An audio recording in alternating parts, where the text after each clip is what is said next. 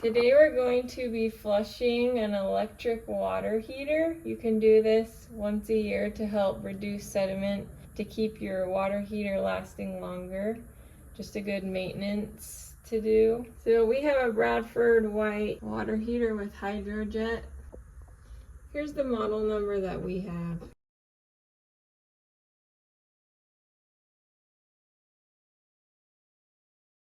You're going to want to turn off the power at the source. So we're here at the breaker box. We're going to flip our water heater power. So we're going to remove the panel. We just have a flathead screwdriver.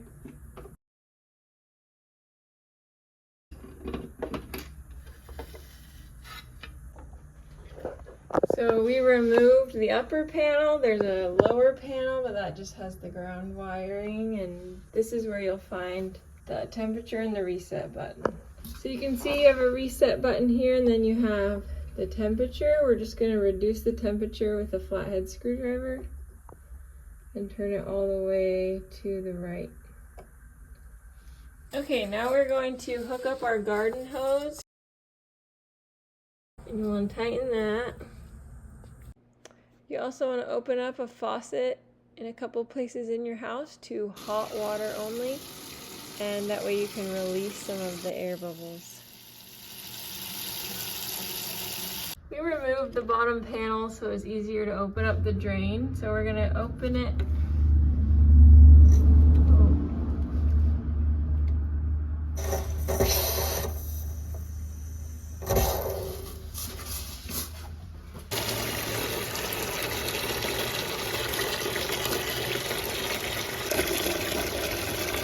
All the sediment. We're putting it in this clear tub so that we can see what the water looks like coming out of the heater.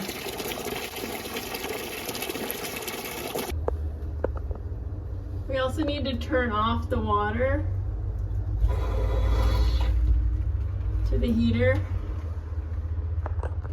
The reason we turn the water off is because we want to drain all of the water out of the heater. And so we're turning it off to flush it, and then we'll turn it back on to refill it and to flush out more of the sediment. We're gonna let it run into our street to let it drain. You can see all the sediment at the bottom. This is what we're flushing out of the water heater to give it more life and to help it run smooth. You can see more of the sediment at the bottom. So we're going to put it in this clear bucket to show you that it's just slowly draining still. So we're just going to wait until it's completely empty. We're now going to turn the cold water on to give it another flush. We'll turn it on for about 15 seconds.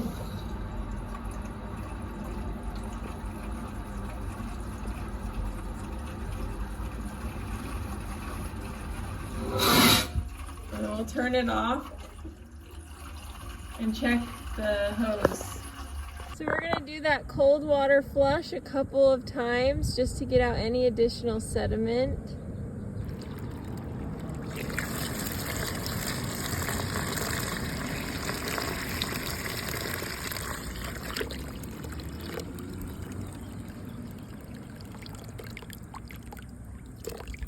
You can see all this additional sediment that has come out. So we're just going to let it keep draining. We've turned the cold water off again.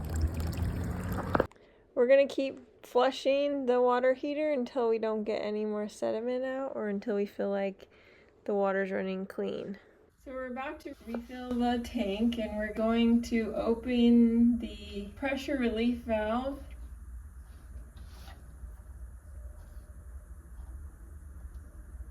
So you just want that open, and that will help to relieve some of the pressure. We also have our faucet tub turned to hot and running, so that will also relieve some of the air bubbles and the pressure. So we're going to go ahead, turn the cold water on, and then we're going to come down to the drain. We're going to come to the drain valve, and we're going to close it. We're going to leave our hose on for a minute to make sure that the drain has closed and that we're not getting any leaks. We're gonna close the pressure tap.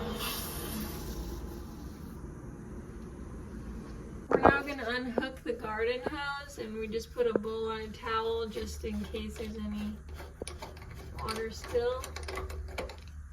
Looks like we're good to go, closed up.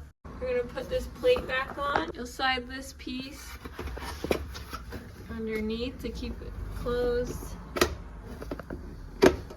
And then line it up. Make sure it's in there nice and snug. And we just removed this to get to the drain opening easier. So we just filled the tank. We're gonna come back to this little panel here, and you'll see where our hot water is, and we're gonna turn the heat back on.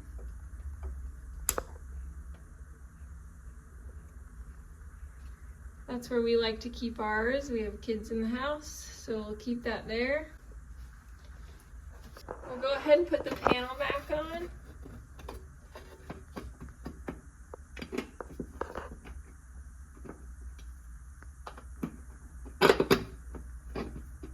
And again, you're going to want to make sure that the bottom is tucked into the water heater, the bottom of the panel.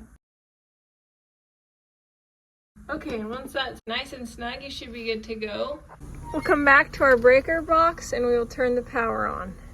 You can also turn your water back off. It might take a couple hours for your water heater to heat the tank, but then you should be good to go. Thanks for watching Big Al Repairs, and hopefully you'll subscribe.